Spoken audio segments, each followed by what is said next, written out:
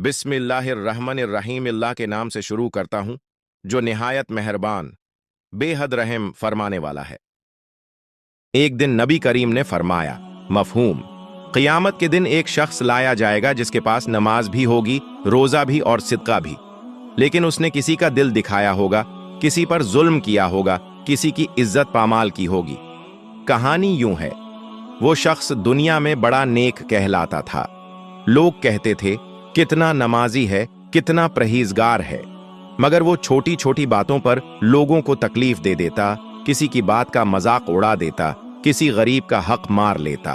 क़ियामत के दिन जब उसकी नेकियां तराजू में रखी गईं तो सब हैरान रह गए, मगर फिर एक एक करके वो लोग आगे आने लगे जिनके दिल उसने तोड़े थे। हर मजलूम को उसकी नेकियां दी जाने लगे, यहां तक कि उसके पास कोई नेकी न बची। फिर लोगों के गुनाह उसके नाम लिख दिए गए और वो शख्स जो दुनिया में नेक कहलाता था रोता हुआ जहन्नम की तरफ ले जाया गया। तब सबको समझ आया कि सिर्फ इबादत काफी नहीं, दिलों का ख्याल रखना भी ईमान है।